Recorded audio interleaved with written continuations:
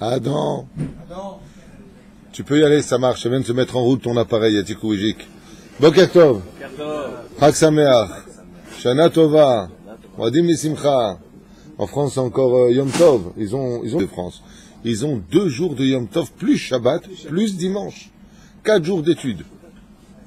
Franchement, on est aujourd'hui le vendredi 13. Dangereux pour les goïms, merveilleux pour Israël. Une légende comme ça de grande crainte et de peur pour eux, dans leur tradition. Ah, c'est le 13e qui a été ajouté aux apôtres, le vendredi 13. Ah, c'est bien qu'il y ait une embrouille avec les apôtres. Ils font beaucoup d'embrouilles. On est aujourd'hui donc le vendredi 13 du mois de octobre. On est bien d'accord, et on est le 23 du mois de Tishrei, Lechem Tovim, Shalom, Leilun Nishmat, Claudine, Chabishabat Taroyat Kuka, Aléa Shalom, et Félix Ben Esther, Maod. Refouach Shlema pour tous les malades d'Israël, Bichlala, Moratim Yakdosha, Vatorah, Yafa Bat Shemesh Bat Yafa Bat Shemesh, Moratimi, Talia Bat Efrat, Menaim Alekara, Kol Chol Israël. Vraiment pour tout le monde, une très belle année. On est dans la première paracha du livre de Bereshit, et que le Pshat fait partie du Pardes. Ça veut dire que quand on parle du Pardes, des niveaux de compréhension, il y a automatiquement le Pshat. Dans la paracha de Bereshit, tout ce qui concerne la création du monde, il n'y a quasi pratiquement pas de Pshat à prendre au sens littéraire. On parle de choses qui dépassent de très loin l'entendement humain, et c'est pour cela qu'il n'y a pas eu besoin de créer l'homme, et ensuite de créer le monde dans lequel nous avons été, car l'homme ne peut pas comprendre la grandeur et l'immensité de la création du monde. Et pourquoi cela? Parce qu'il serait très difficile pour nous d'imaginer que Yesh Minaïn, c'est-à-dire que de l'inexistant, Dieu a créé l'existant. Le problème qu'il y a, et je vais vous dire pourquoi c'est compliqué pour nous les humains, tel que Dieu nous a créés, parce que quand tu dis Yesh Mi'ain, c'est-à-dire Dieu a fait exister quelque chose qui n'existait pas, eh bien la notion de n'exister pas est aussi une création de Dieu. Donc il y a un problème. Vous comprenez ce que je suis en train de dire? C'est-à-dire que pour comprendre un point de départ pour un point d'arrivée, ça on peut le comprendre. Alors on va avoir des images, de ce que tu veux. Mais il faut comprendre que même la notion que Aïn, c'est-à-dire soit le point de départ, eh bien ça nous dépasse. C'est pour ça que la Torah ne va pas nous mettre la lettre Aleph pour commencer la Torah, mais pour nous dire la lettre Bet. Pourquoi la lettre Bet? Parce qu'on ne peut pas comprendre ce qui précéda l'idée première du Aïn. C'est là. Et Aïn, ça s'écrit comment? Avec la lettre Aleph. Ça veut dire quoi? La création du monde a démarré d'un Aleph. Et qui ce Aleph? Pas Dieu. Alors dans le Midrash, on va dire, Aleph c'est Anochi, je suis l'éternel ton Dieu, dans les 10 commandements. Dans le Tachles de l'histoire, on ne peut pas comprendre la création du monde. On ne peut pas la comprendre. Pourquoi on ne peut pas la comprendre? Parce que il y a quelque chose qui a précédé le précédent.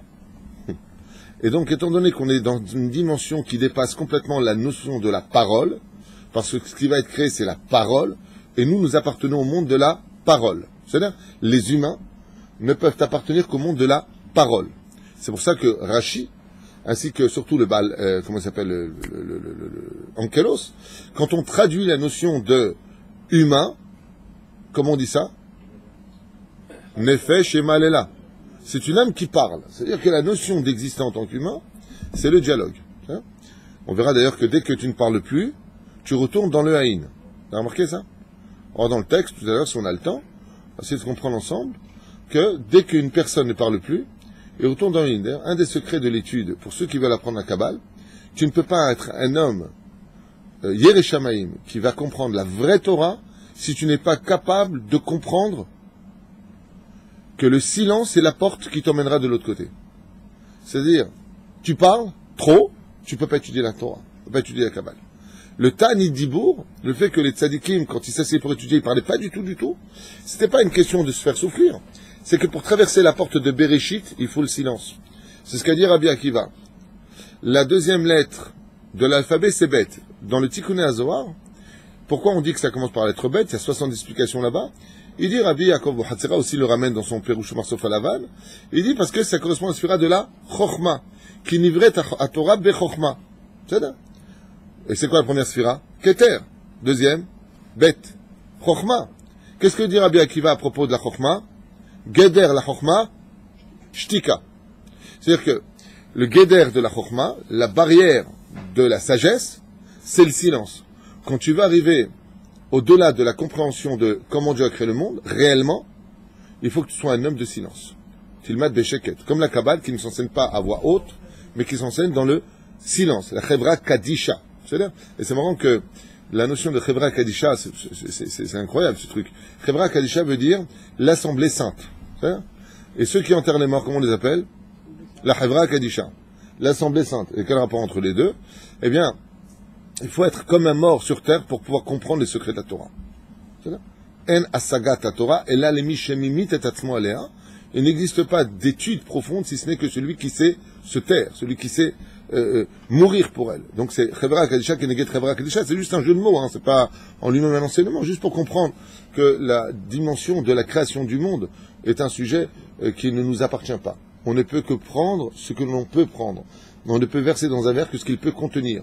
Donc la Torah va nous livrer uniquement des dimensions qu'on peut comprendre et contenir. Dans quel but? Dans quel but nous avons tout ça? Dans quel but? Quel est le but essentiel de nous dire comment Dieu a créé le monde? Est-ce que réellement on aurait besoin de ça? Est-ce qu'on a besoin de savoir que Dieu a créé le monde pour créer le monde? N'importe quel imbécile, n'importe quel ignorant, n'importe quel athée, si on peut appeler ça un athée, c'est très bien que le monde ne s'est pas créé tout seul. D'ailleurs, la preuve, même les scientifiques lui cherchent un responsable. Ils appellent ça pour eux le Big Bang. C'est-à-dire qu'on se comprenne bien, pour eux, le Haïn, c'est quand même une adresse. Ça veut dire que aucun homme, goy comme juif, ne peut imaginer que ça s'est fait, poc, c'est venu, le monde. Alors ils vont te dire, il y a une explosion interplanétaire, galaxie, deux trucs, ce que tu veux. Mais il y a eu quelque chose. Eux, ils l'appellent le Big Bang. Il y en a d'autres qui vont l'appeler le chef d'orchestre, une énergie interplanétaire ou une énergie si puissante. Tout le monde reconnaît qu'un chef d'orchestre. Chacun lui donnera un nom. Après, c'est devenu le dieu soleil. Après, c'est devenu ce que tu veux. Après, c'est Poséidon qui a créé l'océan. Mais il faut donner une adresse. Il se trompe d'adresse. Dans le judaïsme, on sait que c'est Dieu. D'accord? On va pas revenir sur les Gemarotes qu'on a déjà cités avec les Midrashim, un jour, Rabbi Akiva, on est venu chercher, en Kelos, on est venu chercher, et patati patata, il a dit, ce dessin, qui l'a fait? Il a dit, il est tombé tout seul, les pots de peinture sont tombés, ils ont fait le soleil, tu te moques de moi? Tu veux me dire que quoi? Si ça tombe, boum, ça peut faire des choses aussi parfaites? Tout le monde sait, il y a ça. Pourquoi je vous dis ça? Parce que ça, je veux nous mettre en garde et de nous dire, hey, ne crois pas que Dieu vient te raconter l'histoire de la création du monde pour que tu crois que c'est lui qui a créé le monde. Ce serait un monde de croire une chose pareille. Et pourquoi? Parce que c'est tellement évident.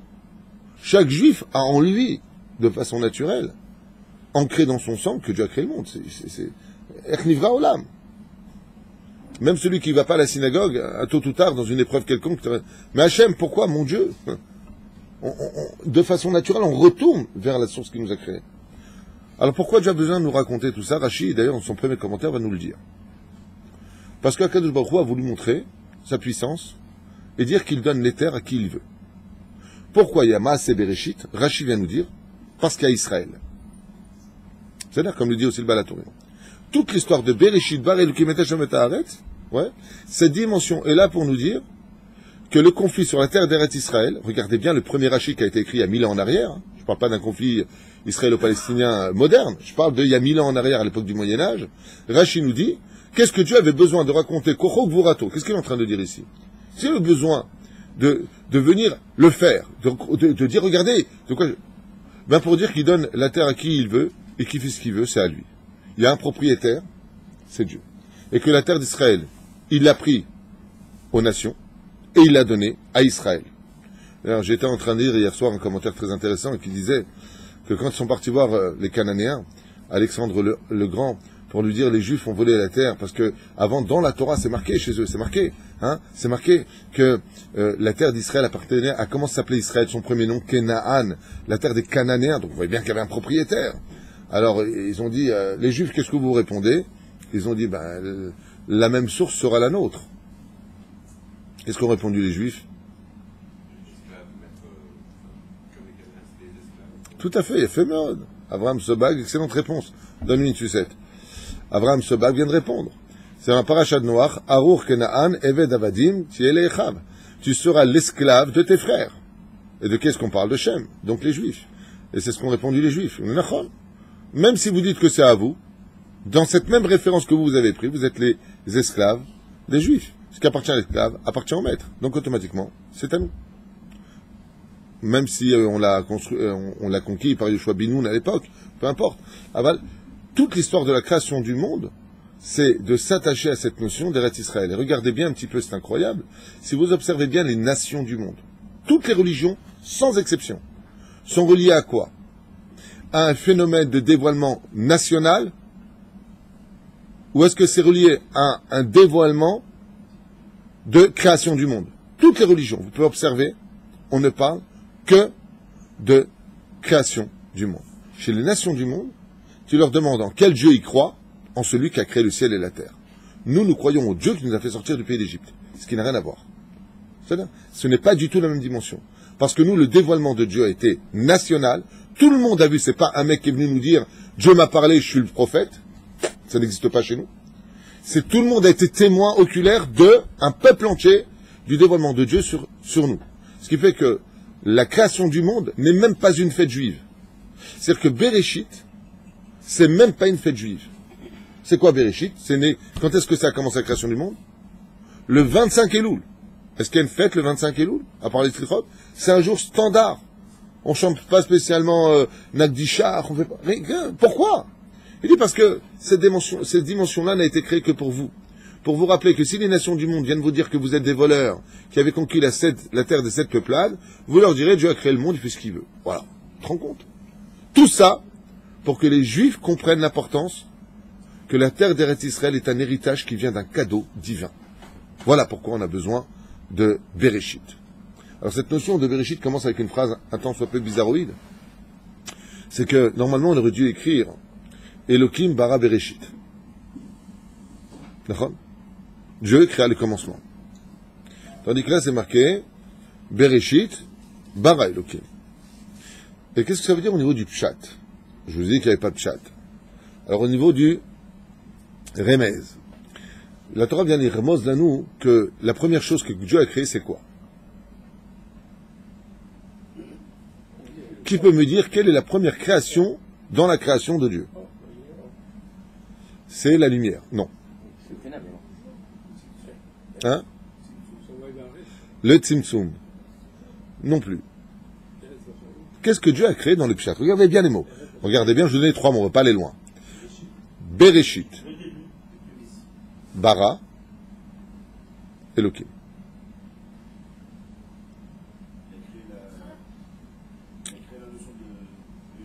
Bonne réponse. La première création de Dieu, ça a été de créer la Midat Hadin. C'est-à-dire que pour créer le monde, quand tu veux être un chef d'entreprise, tu ne peux pas être un rigolo. Il faut d'abord être un homme sérieux. Elohim, c'est quand on prend les choses très au sérieux, on va être méticuleux sur chaque détail. Alors, Bereshit bara, Elohim. Il a créé l'attribut de Elohim, c'est tout. Parce que sinon, on aurait dû dire Elohim bara Bereshit. Mais ça voudrait dire que si Elohim bara Bereshit, il y a donc que Elohim, c'est Dieu lui-même. Elohim, c'est pas Dieu lui-même. La preuve en est, d'où est-ce qu'on sait que Elohim, c'est pas Dieu lui-même? C'est que quand Moshe Torah Sinaï, il dit, bon d'accord, mais c'est quoi ton nom à toi? Pourquoi?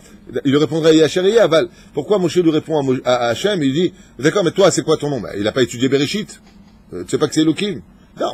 Celui-là, on le connaît. D'ailleurs, Pharaon lui dira, mais qui est ce Dieu? Je le connais pas. Celui-là, je connaissais Elohim, je connaissais Anochi, je connaissais plein. Celui-là, je connais pas Havaya. Tu vois, je connaissais Mamia, mais je connaissais pas Havaya. Mais très curieux, pour comprendre que la première chose que Dieu a créée, c'est Elohim. Et une fois qu'il a créé Elohim, il va créer une dimension qu'on oublie. C'est Bereshit, bara, Elohim, et Hashem et Tares.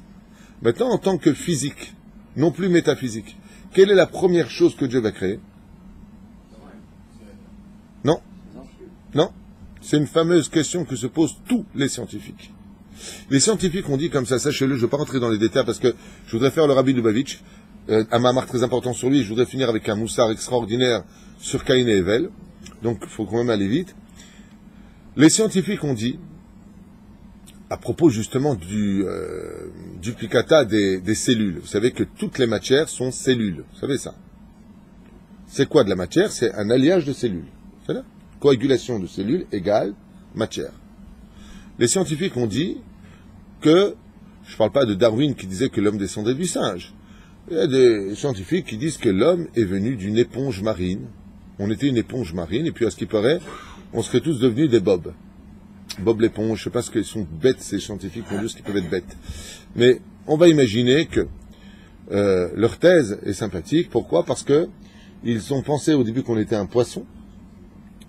Alors après avoir trouvé des sirènes, ils nous ont dit la preuve, non, ne vous trompez pas, les sirènes existent, on en parle dans le Zohar, elles ne sont que l'alliage de l'époque de Esav, qui après avoir perdu le droit d'aînesse, fou de colère, est parti violer une dolphine, nous dit le Zohar, et étant donné que Esav étant le Satan, sa semence n'est pas une semence humaine, il a une semence qui est mi-démon, mi-humaine, et c'est pour ça qu'il a mis une dolphine enceinte, et ces dauphines ont engendré les sirènes. Donc quand je vous parle de sirènes, ne croyez pas que c'est un leurre. Dans la Torah, on en parle. D'ailleurs, dans la Torah, on parle de thon, on parle des loups-garous, on parle des vampires, on a fait des cours sur ça. Toutes ces légendes sont nées d'une source thoraïque, et ça a existé. Peu importe. Quoi qu'il advienne, Esav, pourquoi je parlais d'Esav? Oui, parce que, pour vous dire que on a des preuves, on a des situations où c'est vrai que les dauphins sont très proches de l'intelligence des hommes. Le monde marin est un monde inexploré. Jusqu'à aujourd'hui, on ne connaît même pas que 5% des secrets de ce qu'il y a dans les océans. Des sujets qu'on a déjà vus ensemble des milliers de fois, donc je vais avancer. Les scientifiques ont dit, le jour où on arrivera à prouver, à démontrer d'où vient la première cellule du monde, on pourra prouver comment le monde s'est créé. Parce qu'en elle se cache toute la création. Ce que je vous dis, c'est scientifique. Vous pouvez regarder sur Internet si vous avez envie. Le X, c'est d'où vient la première cellule humaine. Comment le monde s'est créé. Comment la matière est née. Qui a créé ça? En hébreu, le mot cellule se dit ta, taf, aleph. Quand on revient dans le texte de la Torah, vous avez remarqué que le mot cellule, en hébreu, se dit taf, aleph. Seulement, taf, aleph, c'est devenu la conséquence du miroir de la création. Donc si c'est le miroir, à l'endroit ça fait et. Et, ça veut dire aleph, taf. Dans la première cellule se cache toute l'histoire de la création du monde. Aleph, taf. Donc tout l'alphabet compris dedans. Reprenons les versets de la Torah. Bereshit, bara Elohim, et. La première création du monde a été la première cellule de l'histoire. Et. Ce que cherchent les scientifiques n'est autre que Bereshit, bara Elohim, et. Le quatrième mot de la création du monde. C'est au niveau de la dimension de et que le monde a pu être créé, du début à la fin. Il y en a d'autres qui expliquent que le mot et vient comprendre en lui toute la notion de dibour, de la parole. C'est là, qui veut dire avec. Parce que si vous comprenez l'hébreu, c'est extraordinaire. Si le mot et, ta, veut dire cellule, et que l'alliage des molécules crée la matière, il faut savoir que le mot et en hébreu veut dire aussi avec. C'est spectaculaire de parler l'hébreu. Quand tu parles le Lachon HaKodesh, par exemple, quand tu fais une vitrine, et tu veux marquer David et Jonathan, comment tu marques en hébreu? David et Jonathan. Et veut dire avec, alliage, ensemble. C'est l'alliage des molécules. C'est ce que recherchent les nations du monde, les scientifiques, et ils ne comprennent pas que tout est dans Maaseh Bereshit. Celui qui veut chercher Dieu, comment les choses se sont créées, à Forbad, des coups là-bas, il va étudier la Torah. Donc c'est un encouragement, tout ça pour vous dire, non pas pour vanter la création du monde, mais simplement pour vous rappeler quelque chose d'essentiel. Si vous cherchez à faire de vos enfants des grands savants, des gens intelligents, ouais, mettez-les dans des Talmud de Torah. Ici, ils iront beaucoup plus vite, même que les scientifiques. Dans la Torah, il y a absolument tout. Toutes les questions que eux se posent, la Torah vient y répondre. C'est là. Voilà. Le rabbi. Le rabbi Lubavitch, Rabbi Menachem Mendel, a écrit un chef-d'œuvre. La vérité, il n'a pas écrit, ce sont ses commentaires quand il avait l'habitude à Brooklyn d'expliquer la paracha, d'expliquer Kemaya Namid Gaber. C'est impressionnant de voir, il se mettait toujours comme ça, avec les épaules en avant, et il parlait. Il pouvait parler pendant des années. et ça coulait de source. Et sa Torah est très belle. La première chose qu'il mentionne au nom du Admor Hazaken, ou plutôt de l'ancien Chabad, il appelle ça comme ça, il disait, il dit Bereshit, quand on revient sur elle, pourquoi est-ce qu'on n'a pas besoin, en d'autres termes, d'événements pour Bereshit? C'est le premier Shabbat de l'année. Normalement, quand c'est le premier Shabbat de l'année, on fait une Brit Mila. Quand on a un bébé qui vient de naître, on fait quelque chose. Il dit non. Le Shabbat de Bereshit, c'est-à-dire ce soir, quand on va se rencontrer à la Beth Knesset, le Rabbi nous dit comme ça. Écoutez bien. Al Shabbat Bereshit Shet Pilgam Efursam, le Admour de Chabad. Shabbat Azot Mashpial Kol Hashana. Sachez que le Shabbat de Bereshit est d'une telle dimension qu'on ne peut pas créer de fête pour lui. Parce qu'à lui seul, il influencera sur toute la Kedusha de tous les autres Shabbats de l'année. Le Shabbat de Bereshit. Et écoutez bien, je lis la suite. Comme ça se passera dans ton Shabbat, sur ta table de Shabbat, les chants de Shabbat, l'étude de Shabbat, le sommeil de Shabbat, Kartitna el Hashana Kula. Tu auras donné de l'influence et de l'essence, dit le Rabbi, sur tous les autres Shabbatot. Pour t'enseigner que tout dépend de cette base essentielle de Bereshit. Amarkaziot azot shel Shabbat, shel Shabbat Bereshit, de Reshel Biur. Et là, le Rabbi dit, ça demande quand même un peu d'éclaircissement. Lichora chag Shavuot shebo nitna Torah ou tarich merkazi yoter. Il dit, on sait très bien, comme le dit le Baal HaTurim, que si le monde a été créé, c'est pour qu'on reçoive la Torah le jour de Shavuot. D'où est-ce qu'on apprend ça du mot? Le dit Rashi, Ashishi. Rashi Akadosh nous dit, Yom Echad, Yom Sheni, Yom Shlishi, Yom Revi, Yom Chamishi, Yom Shishi. Et c'est marqué Ha-Shishi. On a besoin de montrer du doigt. Ha-Shishi, le sixième. Si vous me montrez du doigt ici, il dit le monde a été créé pour la fête de Shavuot, pour qu'on reçoive la Torah hors Sinaï. Comme le dit le prophète, si c'était pas pour l'étude de la Torah, le monde n'a pas besoin d'exister. Donc le Rabbi sur ça maintenant, il explique et il dit, mais non, on aurait dû normalement cette dimension pour la fête de Shavuot et non pas de Bereshit, premier Shabbat de l'année, qui est le démarrage de l'histoire. Au Bichla, vous savez que quand on veut construire quelque chose de grandiose, de très haut, j'ai appris ça d'un Kablan. Ils sont en train de construire en face de l'hôpital 2 grandes tours, très grandes tours, à Asuta, juste en face d'Asuta. Et j'ai dit, mais ils ont parlé de ça, ils ont parlé de ça. On voit même pas un mur. D'habitude, en Israël, en un an, ils te montent une tour Eiffel ici. Un truc de fou. Il m'a dit, je suis plaisant, pour faire ces tours-là, les fondations sont tellement importantes qu'ils ont pour 1 an de fondation. Il faut 1 an pour sécuriser les fondations. Et le Kablan me dit, vous savez, Rav Tuitou, s'il n'y a pas les fondations, l'immeuble, sur le moindre petit dégât, le moindre petit problème, il s'effondre. Les fondations de toute la Torah, c'est Bereshit. Maintenant, quel est le but de Bereshit? De construire un immeuble. Les buts des fondations, c'est de construire une histoire. C'est pour ça que les fondations, on ne les voit pas. C'est rapide. On creuse, on va, mais elles sont le Icar de tout. Combien de temps la Torah nous prend pour nous parler de la fondation du monde? Une quoi? Une? Non. Une montée. C'est la première montée. Vous savez? Tu comprends ce que je veux dire? C'est Rav Kook qui disait ça. Rav Kook, c'est très très étonnant en disant, quoi, la création du monde, c'est la première montée? Sur le Kohen, il monte, ça y est, t'as fini. Dès que le Kohen, il fait la bracha harona de sa montée à la Torah, t'as quitté en 2 secondes la création du monde. Il dit oui. C'est vrai que c'est les fondations.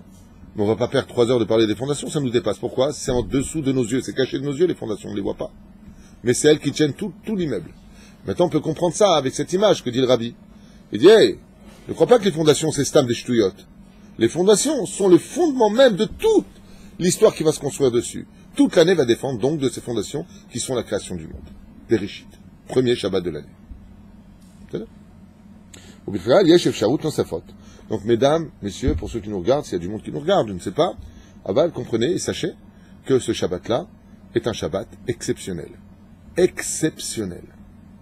Unique. Surtout pour ceux qui sont en France, les pauvres. Pourquoi je dis les pauvres? Je parle des femmes. Mets la table, enlève la table, remets la table, renettoie, les enfants, les invités. Zélo Pachout. Le rabbi, il met en garde et il dit, le premier Shabbat, si tu le fais joyeux, si tu le fais bien, parce qu'en lui inclut toutes les fêtes juives, y compris Rosh Hashanah. Parce que je vais me dire, attends, je comprends pas, tu m'as dit pareil de Kippour, tu m'as dit pareil de Rosh Hashanah, tu m'as dit pareil de Shavuot, toute l'année tu me dis, si tu fais celui-là, celui-là. Eh bien oui, mais tous ceux-là sont compris dans le paracha de Bereshit. Voilà. Faut bien un panier où les mettre. Eh ben c'est lui. Miatik. שבהם מופיעים ציוויים יסודיים מרכזיים בחיי יהודי, מה מיוחד בשבת בראשית. Donc le rabbi maintenant va nous offrir un cadeau qu'on va faire ensemble, après quoi je passerai sur le moussard, pour l'instant c'est Bereshit, après je parlerai de l'homme, très important, si Dieu veut que Dieu me donne le temps et la force de le faire. נתנה התורה הוא תאריך מרכזי ביותר. אלא מיוחדת פרשה זו, שבת מתוארת בריאת העולם, ידיעה עובדה זו והתבוננות במשמעותה, הן אבני היסוד של עבודת השם בכל השנה. Il te dit exactement, à propos des yesodot, c'est-à-dire des fondations, que tout comme quand tu fais des fondations, pourquoi tu fais des fondations? Parce que tu sais ce que tu vas construire, tu as un plan. Il te dit de la même façon, le fait de revenir aux fondations de l'histoire, c'est-à-dire la création du monde, permet à l'homme de pouvoir savoir comment il va construire son année maintenant. Puisque la paracha de Bereshit, Shabbat Bereshit, n'est autre que les fondations de toute l'année. Donc comment tu vas créer ton histoire. Mais il y a aussi autre chose de beaucoup plus grand que ça. C'est que le rabbi nous dit comme ça, ככל שיהודי חדור יותר במשמעותה של שבת בראשית, כך יקל עליו לעבוד בוראו במשך כל ימות השנה. Plus un juif comprendra le fondement même de son pourquoi sur terre, ainsi il saura mieux servir Hachem durant toute l'année. Parce que le fait de revenir à Bereshit, où on va parler de la création de l'homme, va emmener l'homme automatiquement à comprendre alors pourquoi l'homme est venu sur terre. Et j'ai une question à vous poser.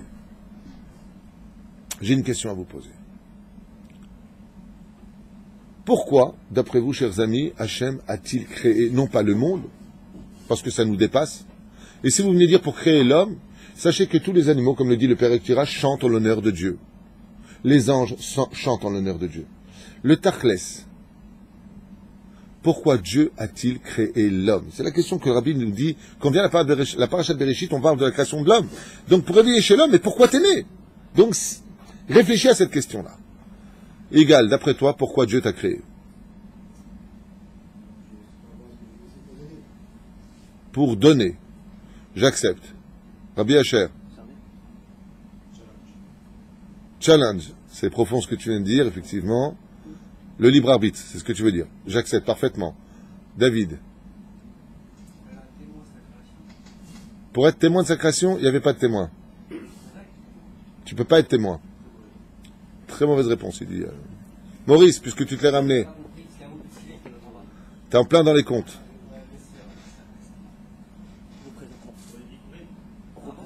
Oh, regardez ce qu'il dit. Représentant, c'est-à-dire que tu as parlé du Tzimtzum, effectivement. Tout comme un homme se doit d'avoir un rave pour recevoir la parole de Dieu, sinon, s'il est directement relié à Dieu, eh bien, ça risque d'exploser ses mochines. Un homme qui n'a pas de rave, plus que ça, j'ai lu que, qu'est-ce qu'un rave? C'est celui qui a un rave. Pour vous dire à quel point c'est important d'avoir un rave.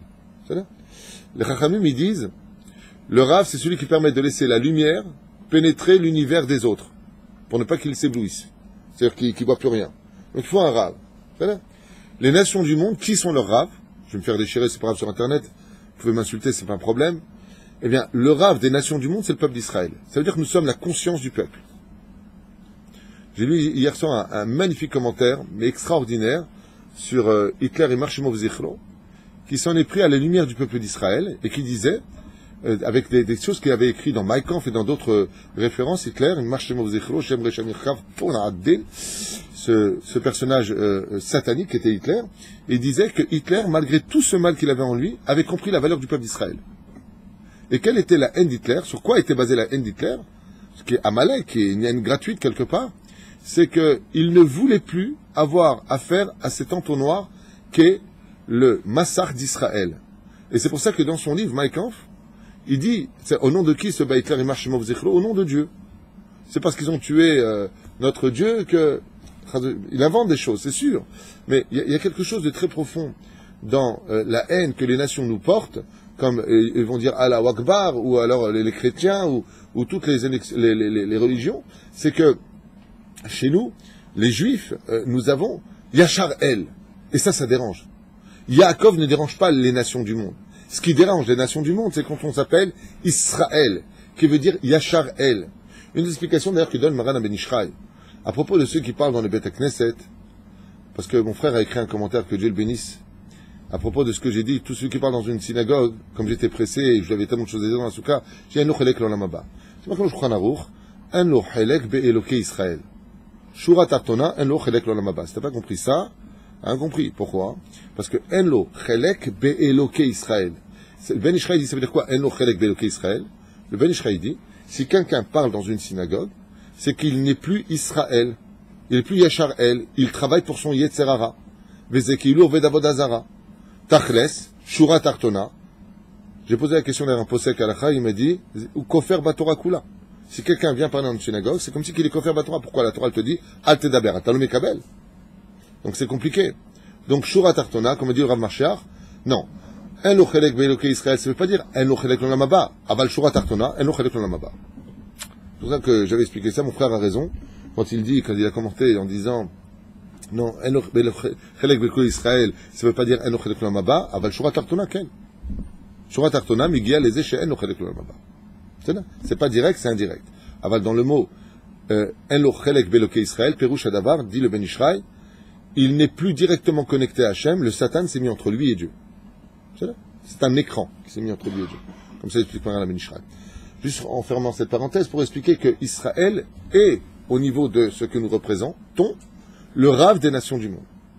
C'est-à-dire, qui sont les élèves absolus de la nation d'Israël, à l'échelle nationale et pas individuelle? Les Goïm. Nous avons un tafkid d'éclairer les Goïm pour aussi les ramener sous les ailes de la Shekhinah. Donc, Omer Po, encore une question. Pourquoi Dieu a créé l'homme? Qu'est-ce qu'il attend de l'homme en lui-même? Monsieur Lévy. Laisser une place à l'autre. Waouh! Waouh! Alors là. L'archétype, c'est le modèle. C'est laisser avoir. Waouh! Alors là, bravo. Monsieur Lévy nous dit, pourquoi Dieu a créé l'homme? Pour qu'il laisse une place à l'autre. Et d'où est-ce qu'on voit ça? De quel exemple tu te bases? Bien avant Abraham.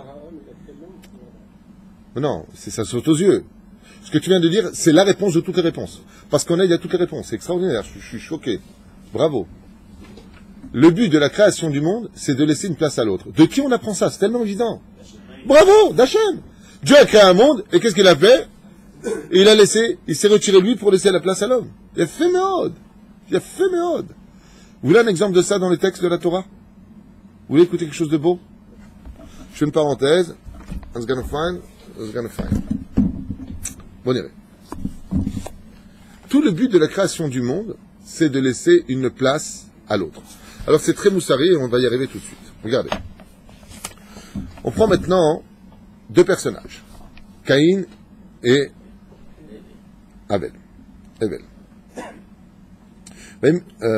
V'adam yada et travail ishto, v'atar v'tenen Caïn, v'tomer kaniti ish et Hachem. Donc j'ai appelé, d'accord? C'est pour ça qu'une femme, dans sa création, la femme a été créée pour procréer. Qu'est-ce que c'est procréer? C'est laisser un espace en soi pour laisser vivre l'autre. C'est toute la création du monde. Extraordinaire. Bon, regardez dans les textes. Vatosef la dette est arrive Havel. Et voici qu'est né son frère, Havel. Il était déjà condamné à mourir, le mec. Havel. Ça veut dire deuil. Vayhi Evel Roetson. Donc on l'appelle Havel, on l'appelle Evel dans le texte de la Torah. D'accord? Et donc lui, qu'est-ce qu'il était? Il était berger de moutons. Vekaïn Aya Oved Adama. Et Caïn était Oved Adama. En général, le mot Oved Adama, travailler la terre, veut dire, c'est écrit avec un Vav. Oved, c'est Aïn, Vav. C'est pas un Vav Ne'elam. C'est pas un Cholam Ne'elam, on dit dans le dikdouk hébraïque. C'est pas un O Ne'elam, c'est un O qui se place. C'est ça? Pourquoi? Sinon on dirait Eved. Quand tu n'as pas de Vav, Aïn, Bet, Dalet, ça devient Eved automatiquement. Mais là c'est marqué Oved. Alors, est-ce que de travailler c'est bien? Oui. Il faut travailler parce que Dieu a créé un monde, il faut l'améliorer. Si Dieu a créé le blé, t'as qu'à en faire des gâteaux. Améliore la création du monde, c'est entre tes mains. Dieu te donne quelque chose et il s'efface. À toi de faire. Vas-y. Mais là c'est marqué sans Vav. Au ça j'expliquais que il ne travaillait pas à la terre pour compléter ce que Dieu lui faisait, lui donnait, mais qu'il était devenu l'esclave de la terre. Il est devenu Eved. D'accord? Vaya Oved Adama. Donc, on avance. Vaya Mikat Siamim, et il fut donc à la fin de ses jours, Vaya avec Caïn et Péri à Adama. Caïn a une super initiative. Il a décidé d'apporter quelque chose à Hachem. Qui prend l'initiative? Caïn. Mi Péri à Adama mincha Hachem. Mincha veut dire cadeau. Il décide d'apporter à Dieu un cadeau. Ve'evel, et donc quel cadeau il apporte? Caïn, c'est le premier philosophe, j'irais un petit peu la philosophie romaine, qui dit Dieu existe, le royaume de Dieu est pour Dieu, le royaume de l'homme est à l'homme. C'est bien comme ça que c'est marqué. Comment c'est marqué exactement la phrase? Ce qui est à Dieu est à Dieu, et ce qui est à César est à César. C'est le premier César de l'histoire Caïn. Donc si ce qui appartient au monde d'en haut appartient à Dieu, Dieu il a besoin de ses fruits à lui? Non. Donc il lui apporte quoi? Des prémices pourries. Il lui apporte du pishtan. Si vous voulez savoir, du pishtan c'est quoi? Du lin, de ce qu'il y a de plus pourri dans sa grange. Et pourquoi il apporte ça? Il dit voilà, l'idée, c'est comme on dit, je t'aurais bien apporté un super cadeau, hein. Voilà. T'as oublié que je t'ai voulu un jour t'apporter un beau cadeau, mais donne-le ton cadeau. Qu'est-ce qu'il fait Caïn? Il dit, mon Dieu, t'as pas besoin de ça, toi. Hein. Alors, imagine que ce que je t'apporte, c'est très beau, puisque de toute façon, ce monde m'appartient à moi. Je suis Eved Adama. C'est-à-dire, jusque-là, ça va? Il a quand même l'initiative de offrir un cadeau. Le mot gam ou, il y a un problème. Dès qu'il y a le mot gam, dit le chida, il y a un problème.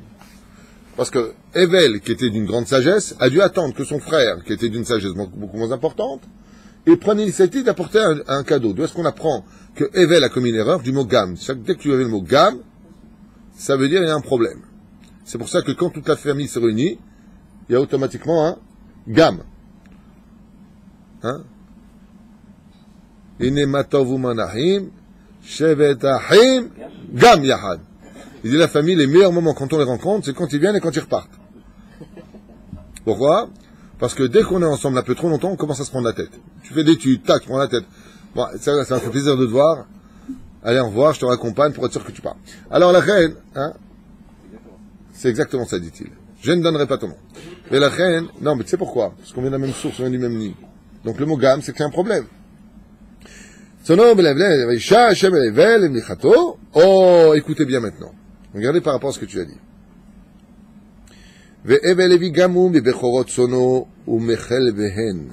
Lui, il a apporté, Baruch Hashem, de son bétail. Oh, quel bétail il a amené? La belle cam. Il a pris ce qu'il y avait de mieux, sa laine, et il l'a apporté à Hashem. Dieu a agréé le korban de Evel, Vel minchato. Et son cadeau, son korban. Vel Caïn, Ve'el minchato, et de Caïn et de son korban, son cadeau, l'osha, il ne l'a pas agréé. En d'autres termes, il lui a dit, j'en veux pas. Écoutez bien, bien, bien. C'est un chidouche pour vous parce que vous méritez. Wayhar Caïn me'od. Caïn s'est mis dans une grande colère. Les Caïn me'od. Vayplou panav. Il a baissé la tête et il a été déçu.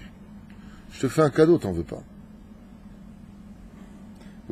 Alors là, par contre, d'où on voit que Dieu est tunisien, ce verset-là. Il a une réaction des fois à Hachem Bémet, tu te demandes ce qui se passe. Vayomer Hachem el Caïn. Dieu dit à Caïn, Lama haralach. Tu te moques de moi ou quoi? Lama naflu panecha. Je répète, parce que normalement ta tête elle se retourne. Caïn il prend l'initiative. Tu fais quoi Hachem? Allez, hey ho, on vient du boulot. Je viens avec des pishtan. Je prends l'initiative de t'apporter un cadeau. Dieu lui dit ton truc il pue, j'en veux pas, casse-toi. Evel il dit c'est bien ce que t'as fait que je vais faire pareil. Du kol à kavod mon petit Evel. Ça dit. L'autre il a les boules. Il fait la tête et Dieu lui dit mais pourquoi t'as les boules? Pourquoi t'es pas bien? Est-ce que la réaction d'Hachem elle est normale? C'est ce que ça me rappelle.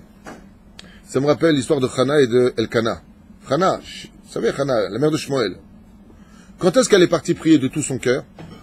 Quand elle a vu que son mari n'a rien compris à son problème. Mais moi, Chana, t'as pas d'enfant. Mais moi, je suis comme 10 enfants pour toi. Je suis seul, ça veut dire, t'as rien compris. C'est-à-dire, t'as pas compris qu'une femme qui n'a pas d'enfant, c'est comme une femme morte, t'es en train de me dire que toi, mon mari, tu me quitteras pas parce que j'ai pas d'enfant, et que toi, tout seul, t'as à toi, tout seul, 10 enfants pour moi? Qu'est-ce qu'elle a compris, Chana? qu'elle ne pouvait compter que sur elle. Alors elle est partie prier cette fois de toute son âme. Elle a pris sa force à elle et celle de son mari. Pour prier Hachem, elle est tombée enceinte. Et le moment dans la vie où quand tu vois qu'il n'y a plus d'espoir, tu craques. Ouais. Là, Dieu, il vient. Il dit à Caïn, imagine comme ça, tu viens, et toi, tu me rends tous les services, t'as créé ça avec moi. Ah non, toi, tu viens pas. Tu fais la tête. Et je te dis, mais pourquoi tu fais la tête? Tu vas me dire, mais t'es bête ou quoi? C'est bête de dire une chose par pourquoi tu fais la tête. Bah parce que je te fais un cadeau, tu en veux pas. Je suis pas vexé. Regardez la suite du verset. Halo im tetiv se'et, v'im lo tetiv, la petach, hatat rovetz. Ve'lechat ishukato ve'atat im sholbo. Dieu met en garde Caïn et lui dit, si tu fais tchouva, de quel tchouva on parle? De la question que vous venez de dire. Caïn est le premier personnage à avoir donné un non-sens à la création du monde dans sa réaction d'agir. Et pourquoi? Regardez bien. Halo, style réveille-toi. Im tetiv. Mais tetiv, ça veut dire quoi en hébreu? Si tu fais du bien. Tetiv, les qui? À qui? À ton prochain. Qui était le prochain ici? C'est Evel. Bah, ils sont deux. Ça me rappelle les deux Tunisiens qui vont sur la Lune. Il y en a un qui sort voir ce qu'il y a sur la Lune. 2 heures après, il tape à la porte, lui dit c'est qui? Bah, il te met. Ils sont que 2. D'accord? Bah, là, je vous pose la question. À qui? Bah, il n'y a que Evel. Donc, im tetiv. C'est et. Vim lo tetiv. La petach hatat robet. Le Yetzerara se tiendra toujours à ton entrée. C'est en train de lui dire que tu viens de rater toute ton histoire. Pour comprendre ça, Imshilu Mashal et Ma'adavar Domé. On raconte une très très belle métaphore. Ayam Aseb Chassid Echad, un chassid qui dans sa ville avait une mitzvah qu'il aimait plus que toutes les autres. C'était un Netzos d'Avram Avinu. C'était la mitzvah de Achnasat Orchim. Il avait aménagé dans sa maison exprès une chambre pour les invités. C'est la chambre des invités. Et voilà que ce Shabbat-là, ce Shabbat de Bereshit, alors qu'il n'avait pas d'invité, il allait alors vite voir le gabaï de la synagogue et lui dit, dès qu'il y a un invité, un étranger qui vient, chez moi, tu sais que c'est ma mitzvah, ma femme a préparé du poisson, de la viande, on a un dessert de folie, une tarte aux pommes, c'est très important de manger des tartes aux pommes Shabbat, les pommes sont importantes, ça c'est un tikkun pour lui-même. Tu sais combien je me ruine pour acheter du vin Meshoubar pour servir à mes invités. Je t'en prie, je compte sur toi. Voilà que Shabbat arrive, il lui dit au gabaï, t'as trouvé un invité? Il lui dit oui, il y a un invité. Ils ont fini la prière, après allez-nous le Shabbat, et le chassid vient voir le Rav, il lui dit, le gabaï, il lui dit, où est mon invité? Il lui dit, écoute, je n'ai pas osé te le dire, mais il s'est assis à côté de quelqu'un qui lui a dit, vous avez où aller Shabbat? Il lui a dit non, il dit, vous êtes chez moi. Je ne peux pas lui dire non, tu vas pas chez lui, tu viens parce que le chassid, il m'a demandé. Le chassid, quand il voit ça, il embrasse le gabaï sur le front et lui dit kol hakavod, sharkoach. Il retourne chez lui et sa femme qui s'était donnée à fond pour recevoir l'invité, lui mettre les plus beaux couverts, vraiment, kabel shrina. Comment c'est important d'avoir des invités. Le chassid rentre et la femme regarde comme ça. Ben, il est où l'invité? Il lui dit l'invité, Baruch Hashem a été invité ailleurs. Et sa femme était très déçue. Comment ça, elle a été invitée ailleurs? Il dit, moi je me suis fatigué. Mais moi je l'attendais. Moi c'est ma mitzvah. Quand on s'est marié, on a dit on invitera tous les Shabbats. Et il n'est pas là. Le chassid, il s'est assis avec sa femme, il lui a dit, tu sais pourquoi Dieu a créé le monde? Et il lui a dit, pour qu'on fasse des mitzvot. Et il lui a dit, il y a plus grand que faire des mitzvot. C'est être capable de s'effacer pour l'autre. Et il lui a dit, sa femme, je ne comprends pas. Il lui a dit, je vais t'expliquer. Tu sais, quand on fait des mitzvot, les mitzvot appartiennent à Dieu, et on les fait pour les autres. Ce qui compte quand vient un invité qui n'a pas offert Shabbat, c'est qu'il a un J, c'est qu'il a où manger, il a où dormir, il est bien là où il est parti de bon cœur. Oui, c'est là que toute notre place devient pleine. C'est pas pour nous qu'on fait les mitzvot. C'est pas on a les boules pour nous, quoi. Je voulais un invité, alors il est pas là. Ça, c'est Caïn. Quoi, je t'ai fait un korban? Tu en veux pas? Il dit non.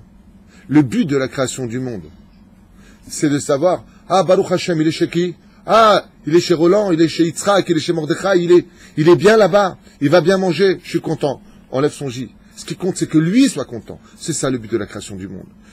L'épreuve de Caïn, quand Dieu lui a refusé son cadeau, c'était d'expliquer à Caïn pourquoi le monde avait été créé.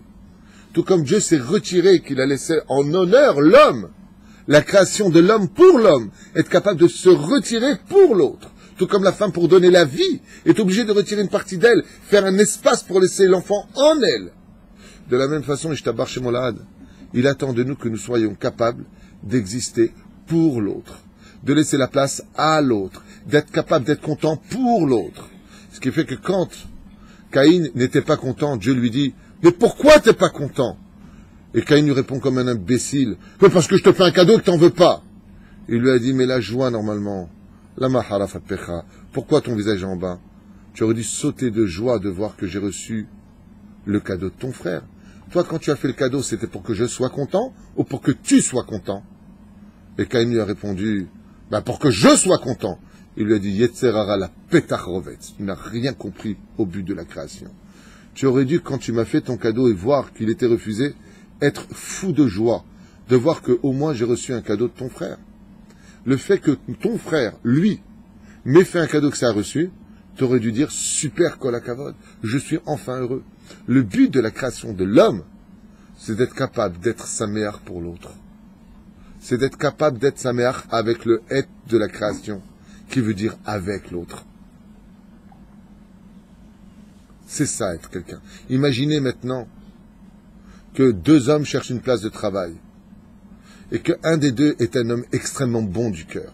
Son but, il l'a compris. Ce qui compte, c'est l'autre.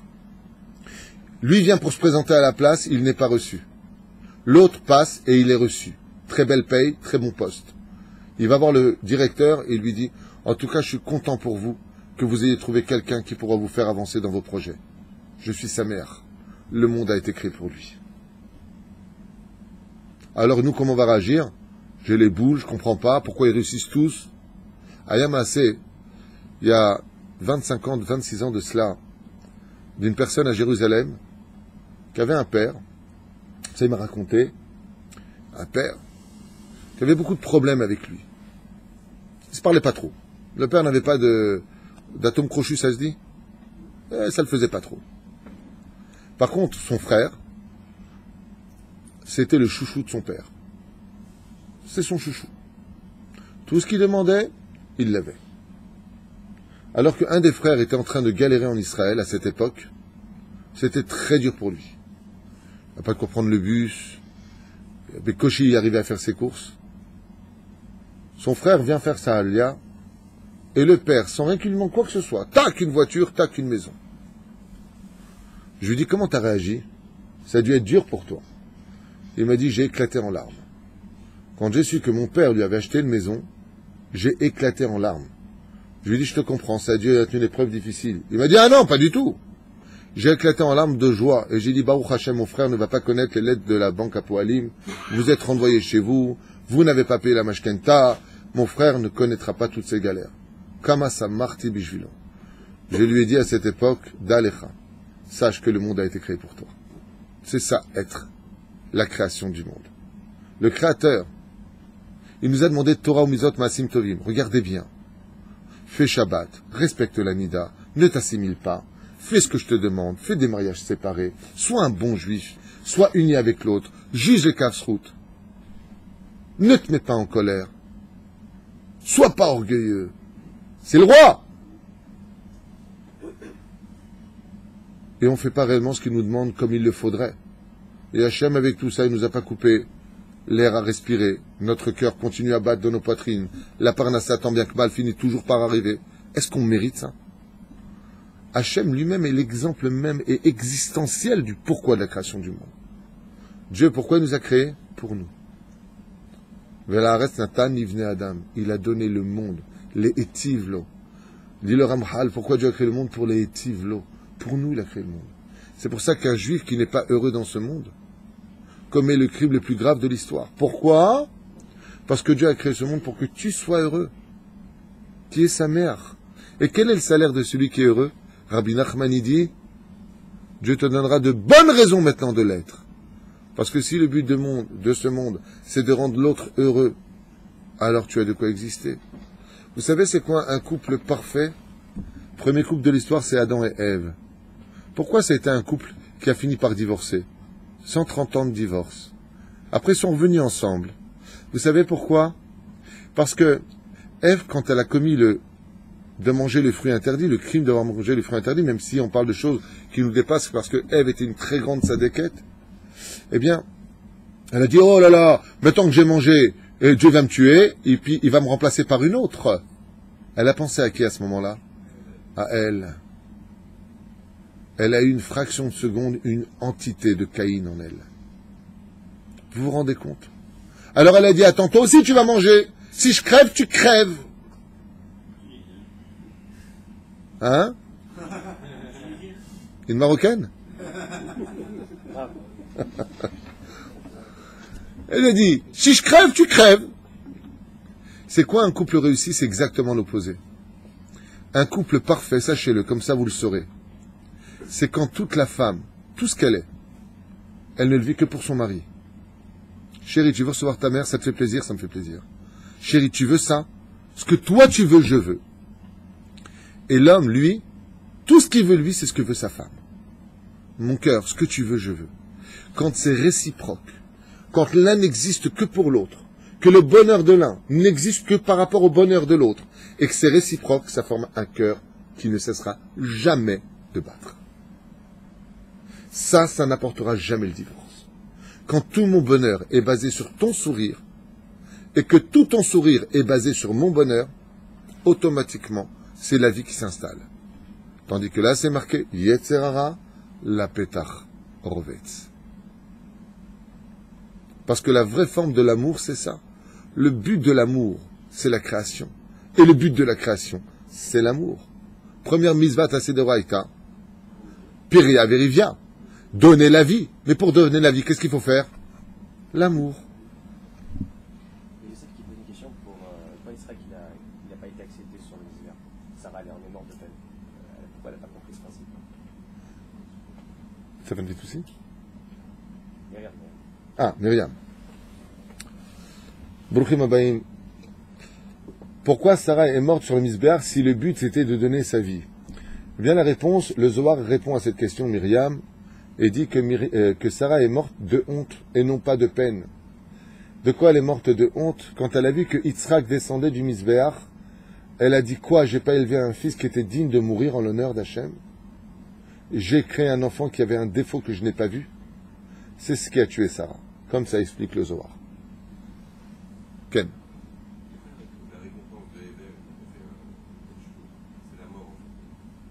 Pourquoi la récompense de Hevel? Si Hevel a fait un cadeau qui a été reçu par Dieu, ça a été la mort parce qu'il a commis 2 erreurs. Et à son niveau à lui, c'est reprochable. Lema d'Avardomé, à quoi ça ressemble? Pour comprendre ta question, il faudrait revenir dans l'origine de la création des 2 personnages.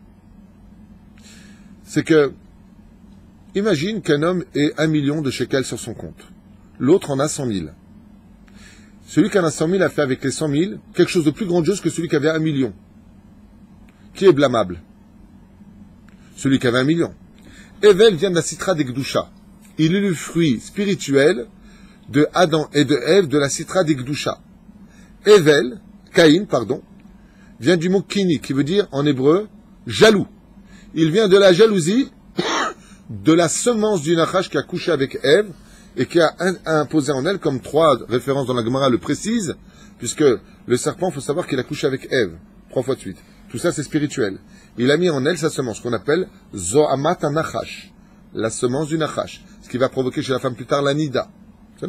Qu'est-ce que c'est la Nida? Chaque fois qu'il y a un écoulement de sang chez une femme, c'est quand ils arrivent, au bout de 6000 ans d'histoire, à toutes les femmes du monde entier, puisque Ève est la mère des Juifs et des non-Juifs, c'est la mère de toutes les femmes du monde, eh bien, elles épurent, elles retirent d'elles la semence qu'a implanté le Nachash dans la première femme de l'histoire. D'où l'importance de s'éloigner d'une femme Nida. C'est pour ça que Nida sont les lettres du mot Din Hashem. Faire attention à cela. Ne t'approche pas, ne mange pas du fruit interdit. Perouch Adavar. Chas v'shalom. Velachen, quand Caïn a été créé, il est parti avec un gam, parce qu'il est parti avec une citra hara, qui était, Caïn, si vous voulez en 2 mots, c'est physiquement le fils de Adam et de Ève, mais spirituellement son âme, c'est le fils de Ève et du Nachash. Donc, quand lui prend l'initiative de faire un cadeau à Dieu, Dieu se met en colère contre Hevel. Il dit, mais pourquoi toi tu prends pas l'initiative? Ne t'ai-je pas donné les moyens de le faire? C'est pour ça qu'on ne mélangera jamais les deux. La vie ben que de shechol. D'où vient l'interdit de la laine et du lin, ce fameux chok? Il vient de Hevel et de Caïn. Ce mélange des deux a créé la mort, puisque tout de suite après avoir fait ce cadeau, Caïn va tuer Hevel. Donc celui qui porte du lin et de la laine ensemble, chatnez, amène la mort sur lui, qu'il le sache. Un homme peut perdre la vie parce qu'il n'a pas vérifié ses vêtements. C'est là. Il y a beaucoup à dire. La vérité, c'est les questions. On peut débattre de shiurim entiers sur chacune de vos questions parce que c'est tellement beau et profond la Torah. Donc juste pour ajuster le cadeau que je voulais vous faire. Hallo im tetiv, c'est elle, veim no tetiv, la petarovetz. Ve'elechat shukato ve'atatim sholbo. Et en fin de compte, c'est toi. Si tu es capable d'être heureux pour le sort de l'autre, eh bien, Bezrat Hashem, tu seras capable de l'imshol. Bon, Perouche Davar, comme le dit le Rav Shalom Boaz, c'est un de ses commentaires à lui, qui, Baruch Hashem, expliquait de façon magnifique et beaucoup plus longue, avec beaucoup plus d'exemples. Mais je pense que le message est passé et a été compris. C'est ça le but de la création du monde. C'est d'être capable d'être saméar pour l'autre. Imagine le mec qui galère financièrement, et puis rencontre son copain. Je connais l'histoire du Tunisien. C'est un Tunisien, il décide après avoir quitté la goulette de s'installer aux États-Unis. Et puis voilà que 25 ans plus tard, son cousin vient le voir. Et lui vient de la goulette aussi. Alors il vient le voir et lui dit, alors, ça va? La baisse ou la lait? Hein? Il lui dit, ça va et tout ça. Il lui dit, alors? Ben voilà, tu vois toutes ces boutiques là? Oui, bon, c'est à moi, je les loue. Ah! Ben hein? La Bréouta, c'est beau. Ouais, tu sais qu'est-ce qu'elle est belle cette maison? C'est quoi? On dirait la maison de JR. Oh, les portes. Regarde le golf. Il lui dit oui. C'est là que j'habite. Ah bon? Oh, allez. Bon. Il rentre là-bas. Il dit, regarde la gonzesse, qu'elle est belle, celle-là. Regarde cette blonde aux yeux verts. Il lui dit, baisse les yeux, c'est ma femme. Ah bon? Il dit, bon, d'accord. Mais dis-moi, la Ferrari rouge, là, à côté, c'est pas à toi? Il lui dit, non. Ah, j'ai eu peur, lui, c'est ma femme de ménage. Ah bon? Et à la fin, l'autre, il lui dit, et toi, qu'est-ce que tu fais? À la goulette. Il lui a dit, moi, va te faire cuire un œuf. C'est ce que je veux dire. Tellement il a eu les nerfs. Et ceux-là, c'est les enfants de Caïn. Baruch Hashem, Dieu t'a donné, Eze Yofi. Au moins, t'es content, t'es sa mère, tu es bien. Ça, c'est éveil. Liot Yehudi, c'est d'être capable d'être celui qui donne le reflet de ses lettres chez l'autre. Yehuda, c'est celui qui sait les Hodot Hashem. Baruch Hashem, tu as réussi dans les affaires, tant mieux. Tu viens d'acheter ta maison, ouh, mazel tov. Ainsi donc, il n'y aura pas d'Aïnara. Il n'y a pas de mauvais œil. Caïn, c'est le symbole de l'héritage, de l'œil mauvais, de la jalousie.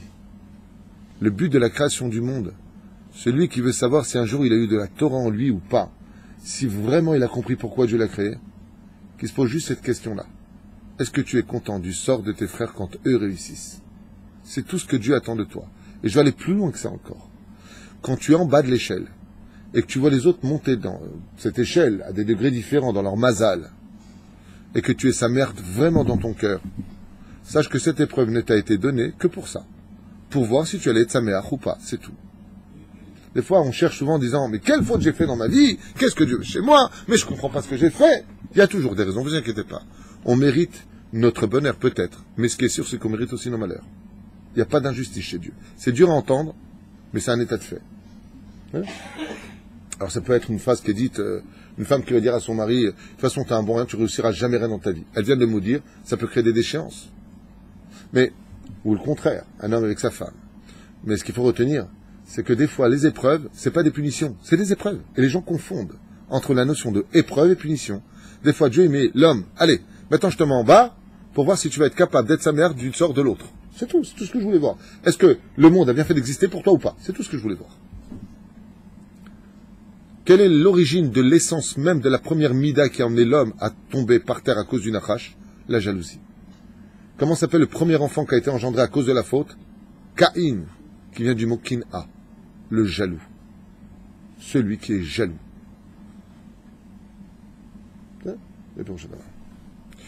Je voulais faire un peu les écrits du Rabbi, on va s'arrêter là. C'était quelques petits renseignements, c'est tellement beau, Bereshit. On se verra pendant Shabbat, si Dieu veut, Shiur à 4 heures, pour 1 heure de cours, puisque Shabbat devient plus court.